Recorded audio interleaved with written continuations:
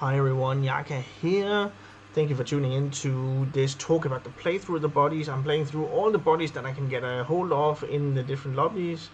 And as you can see, it's a little bit of a different setting. For myself personally, I am right now in a different position. I am traveling a little bit more. I have a different setup that I need to adhere to, but I still want to push out a bunch of content and do all this. So I need to figure out a way to do this, and this is then recording with poor mic quality and wonky lighting and all this kind of stuff. But I want to do the best that I can with the opportunity that is available to me. So this is some of the content that will sometimes be what I post, but I'll do all my best to get content out to you guys and on different things. And for this time, it's going to be Battlegrounds. So stay tuned for my initial evaluation of how the playthrough. I'm just going to talk about the heroes that I actually played. My feeling of it might not be that I got a high finish with them, but at least I can talk about what seemed powerful or did they just seem like horrible.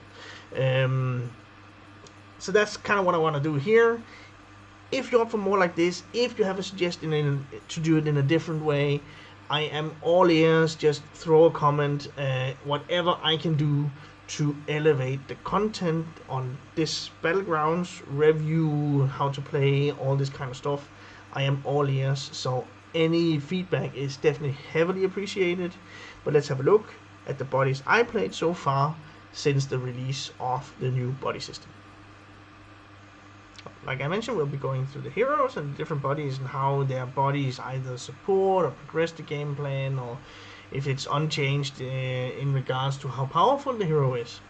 So AFK is the one of the heroes I've done a playthrough with, and honestly, it's still crap. It's a crap hero, and Snack Vanda is not doing anything. The +1/+1 at the end of your turn, specifically on the tier 3 minions, it is not scaling enough, and it is not giving you the edge. Maybe just for one turn, but even that, you do not progress your meter all that much when you're procrastinating. This is just still really horrible. Like everyone thought it would be, and I confirmed it through some gameplay. It's not working out for AFK with this body or the way that you play her. So I haven't seen any success with her. The next one was for me Arana.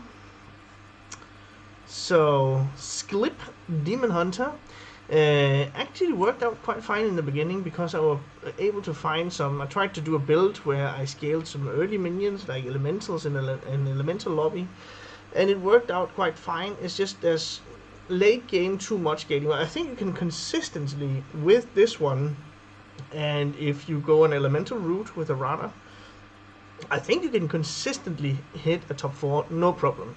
Maybe even a top 3. So I actually think this is fine. It's a good hero. It's something that supports what you want to do. You want to find and refresh the lobby to find specific minions. So actually quite good. But it's not something that will win you games, but you're going to be consistent high on that one. So I think I really like this one. I had some good experience with him. And next one I tried to play specifically is, so I tried Trypkhan.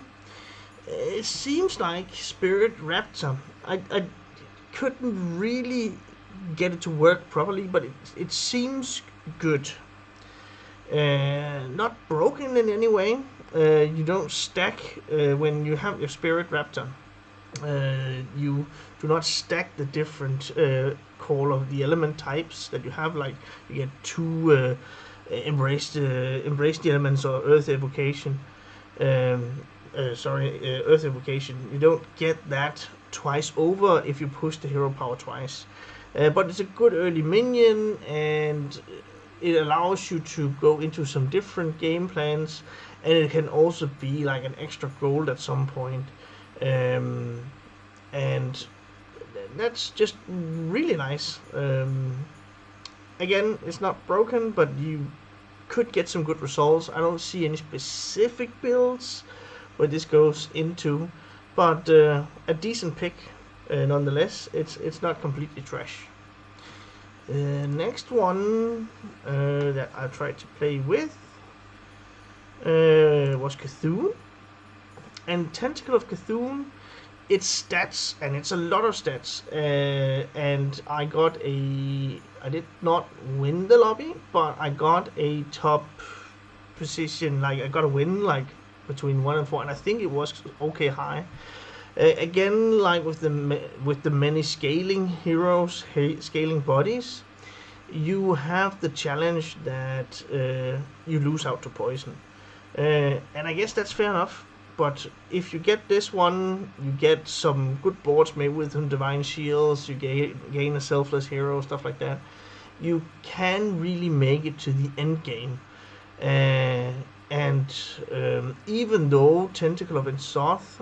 So you want to get the golden one, just some of the heroes you want to sell. This one you want to keep, because you scale a lot more, like really significantly. So even though you do not keep it from game to game, you actually present a rather substantial minion. And anything that hits the tentacle, any of the buffs that hit the tentacle, of course they're permanent, even though that when they hit the tentacle, it's not an additional +1/+1 because it needs to be another minion. But again, it's a really, really good minion to have on the board and to support the growth of your board. So I like it. Tried Captain Hooktusk. I think one pitfall that could be here, because it's really good. You're very much more consistent in finding the early triples. So if you're in a double token lobby with Murlocs and Beasts, this is really good. So you can find some triples. I think I made the error in that lobby. I think it was like a mid. I don't think I even got a top 4, but I think that was because I did not play to the usual thing with Hooktusk. Tusk is that you want to stay down and find some triples and then level up and then push those into some higher level minions. There's a danger right now if you breed too much instead of trying to go for tempo plays, building strong boards and stuff like that. But this is an early body that also protects your board. It actually has some very good stats as well. I think it's actually okay, and it supports what Hooktusk wants to do, but you do not want to keep it until the very late game. It is a minion that you can sell. You don't need it towards the very late parts of the game. It's just when you need to start up finding your triples. We have tried Greybow, and this one I thought that were really crap, because you get a space on the board for this one, and those +2/+2, they're not gonna do a lot. And it's I had a really bad impression about this one. Feel free to let me know if there's something that I have missed completely, but you maybe mid-game where you do have a setup and you can drop the tree ant and then you get a little bit of value out of it, but I really thought and it felt like something that did not work well. It was really crap. That it wasn't really worth it the way I see it. I still think Greybow is actually a fine hero, but the body is not doing anything really particular. You would much rather want another Death Rattle minion on the board or something else that works off that synergy instead of that +2/+2. That is not doing enough. And then we have, what else did we try? Lish Bashal. That is nuts. So there's a build, it's pure stats, but stay down. I actually got a first place with this one. Unfortunately, I didn't record it, so I can't show it to you. But I stayed down getting Wrathweavers in a Diva lobby. This is quite amazing. And you just tap each and every turn. So I was down to 26 health, but I got the spicy pretzel mustard. I didn't lose any rounds. So you use your gold to flatten out the different turns. You use the gold to buy minions and all this kind of stuff, and don't be too worried about the health total. Also, because at some point, even with Wrathweavers and you will end up having the unearthed underling taking that damage. and then getting the buff. So you want to keep it, make it golden, and then just hope there's no murlocs or beasts in the lobby, and then you could, the way I see it, easily get a top 1 on this one. That's a really, really powerful build. Stay down, you don't need to level up. Just get your demons, your Wrathweavers, get them golden, and then be careful not to draft Cthulhu, because that prevents the damage on your hero. And your hero actually needs to be damaged in order for the unearthed underling to grow. So that's really important. You won't get any damage, but you need to be able to damage your hero. And then this one grows. So that's just one word of warning that you have to be careful of. Amazing. This pushed Lish Bashal from being really crap into being amazing. So I definitely think this one is completely nuts, and it works. It's consistent. You stay down, you get a lot of the minions that you need. Amazing, great hero, great body. And then which one did we also get? Akasamsarak. I think that's actually further up. No. The panda. We got that one as well. It's okay to get that extra offer, but you need to also perceive this one as an extra gold, because you don't want to greed it. I did that in the game that I played, and that slots on the board. At some point you're going to need it for something else, and then having those 2 options instead of 3 out of this one, it's perfectly fine. Just throw it away, and then you might at some point need a bumper minion to hit off a divine shield.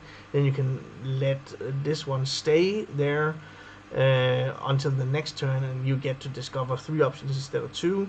But it's not going to be one that you want to have on the board to triple, or else you need to be really strong, and then you can get, of course, a natural triple that way. But don't greed it too much, or else I actually think it's fine. It does what Master Yen is doing, just even better actually. So that's perfectly fine. Then we also tried Newtonis. My input on that, the Nightmare Ectoplasm. You eat it and then you push the stats on 2 other. I kind of wanted to go for eating some of my other minions, getting this one buffed, and then eating this one to make massive buffs on other minions. And if you're really ahead, perfectly fine, you can try and do that. I was falling behind, and I still wanted to greet this one, and I ended up having a really poor result in the lobby. So my advice on this one is that you want to eat it whenever you can, and you don't want to greed it too much. Just snag it down if you need the tempo, and then you fill out the slot with something else. Getting those 10-8 in stats distributed around, to other parts of the board, it's perfectly fine. So don't greed it. Don't be too greedy with this one. But if you can, sure, it's a massive play and it's a win more card. But my experience with this one was that I sat on this one too long.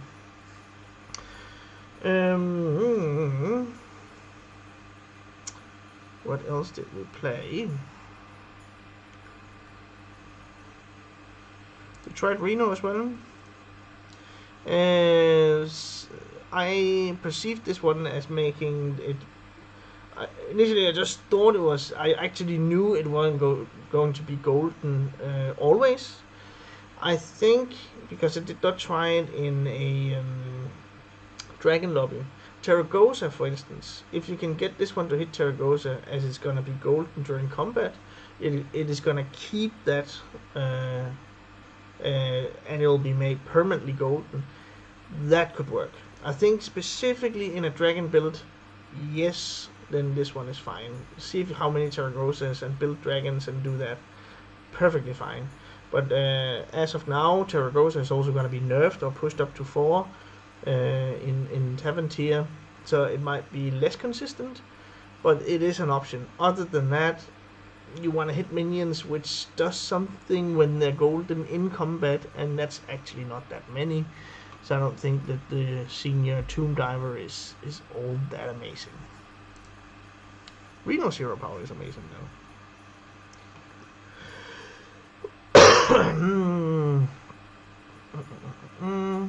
We tried also Sir Finlay, and actually that is it's fine.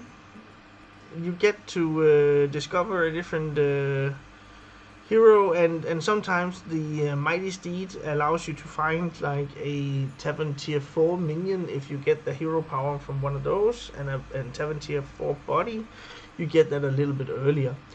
And it's also a gold, because you can sell this after the battle cry has been taken effect. So it could actually, it's actually good.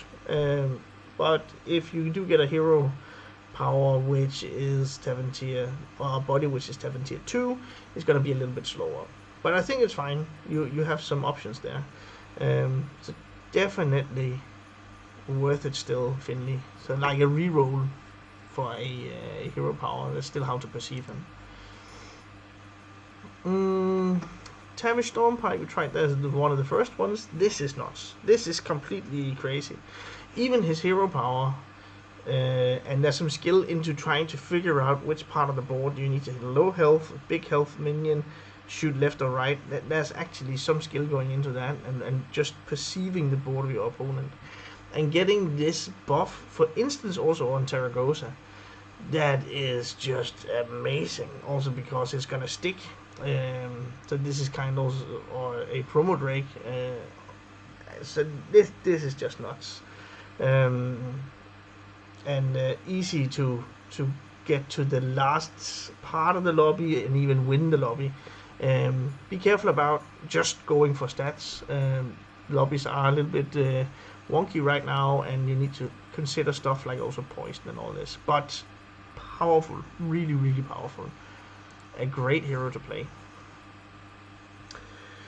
The great Akasamsa, here he is. I think the Street Magician is not amazing and awesome. It's okay. So you get this, you get a little bit of value, but at some point that slot on the battlefield, you're gonna need that for something else. Of course you can high roll and all this kind of stuff, but it's not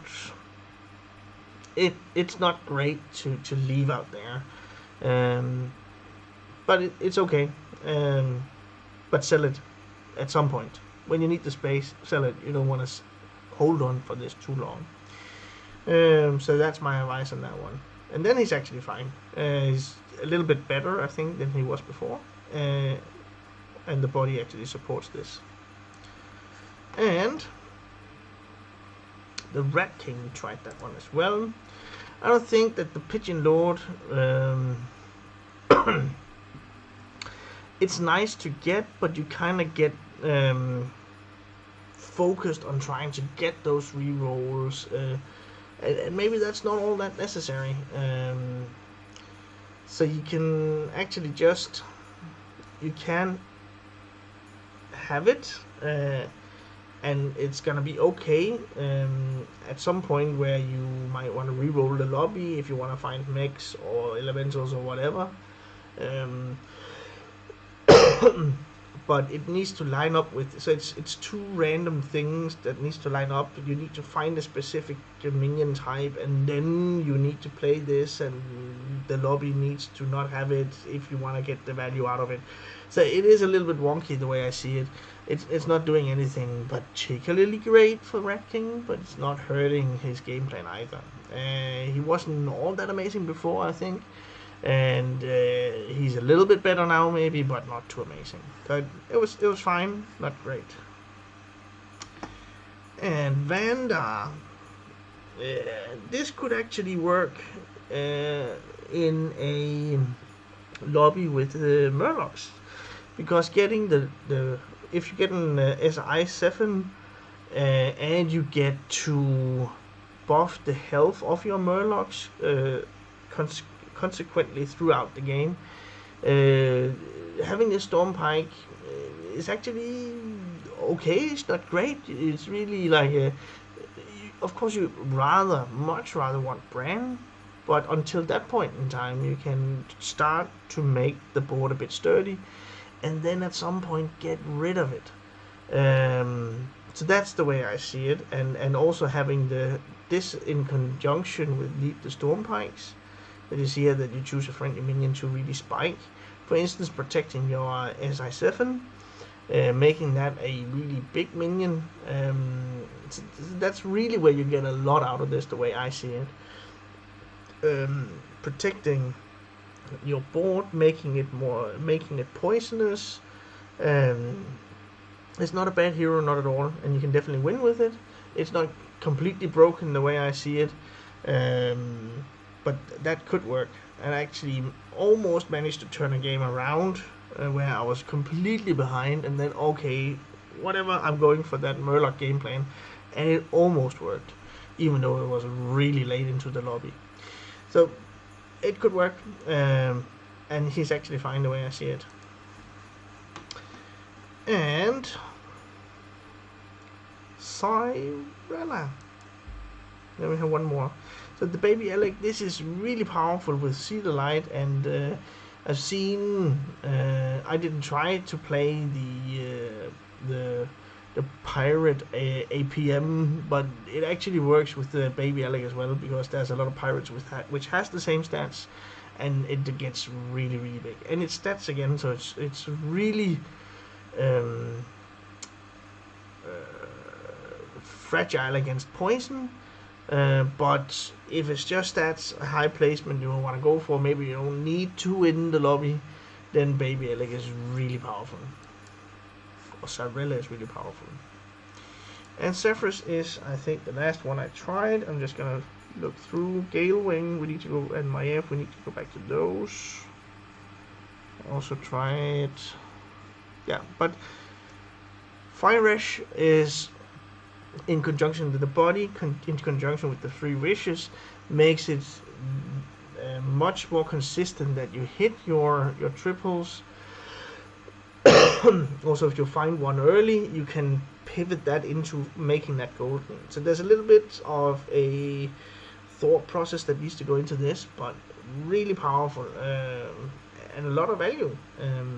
I think that this definitely helps Zephyrus out, and it's also what I saw when I was playing that hero and the body.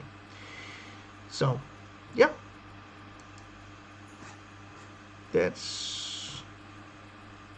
I also played Maiev and Malagas. Somehow I missed those.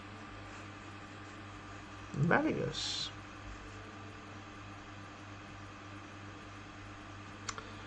This is crazy powerful.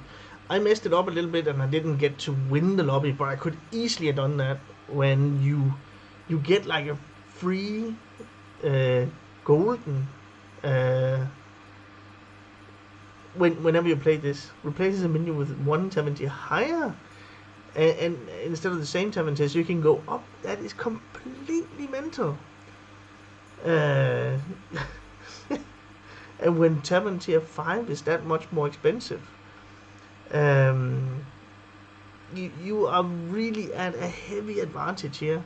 This is a great late game minion, and is only 70 3. So wow, this is amazing. Malagas is an amazing spot right now. Do pick him a lot and you will win a lot. I also tried my F. It is still a little bit slower, but you get it early. So it's something where you maybe could target something late game, but late game you don't have that many turns left. So you really need to think about your, because it's a battle cry, you only get it once, and then of course you get the gold of selling the Shadow Warden back. But it's it is powerful, but you need to make sure that you hit the right minion that you need for the. So you need to have a cohesive game plan on the specific makeup of the lobby that you're playing. So you need your direction, and then this is definitely good. You can definitely win lobbies with this one. They're definitely a lot better.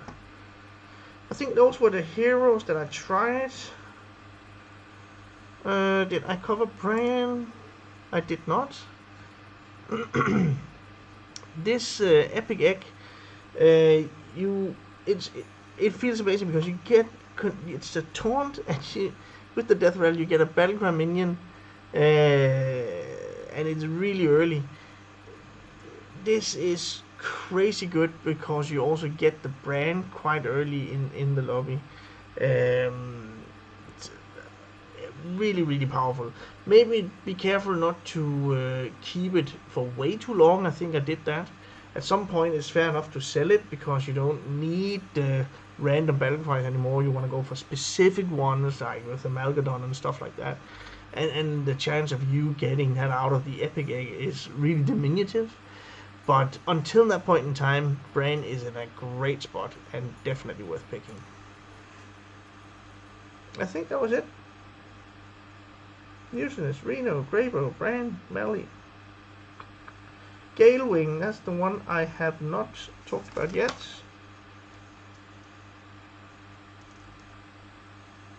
Let's do that. Because Galewing, you need to be aware of one specific thing. And with the Flight Trainer, at the end of your turn, progress your flight path by 1 turn. That is good, you get it early. But don't do what I did. I took the Plague Lands one and tried to use it with this. This is way too many turns. And I know that's a mistake on my part. You want to get the one where you get a minion from your Tavern tier, from the Iron Forge. That's the one you want to go for, and that's what you want to have the Flight Trainer on the board for. Because getting that every second turn is just immensely powerful. And again, don't keep it too long. Because you might, with that stats that you have out of the Flight Trainer, you get it early. It's a tier 2 minion, but you do not want to save that spot specifically for the Discover 1 turn earlier. So be careful and try to figure out when do you sell it, and then just build off the board instead. Those are all the heroes that I tried and all the bodies, and I think the video went on long enough that I don't want to show any gameplay. I kind of want to do more of these with some of the bodies that and the heroes I haven't tried, maybe show a little bit of gameplay, so stay tuned for that. But for now, those are the bodies I tried, those are the heroes I tried, and thanks for watching, guys.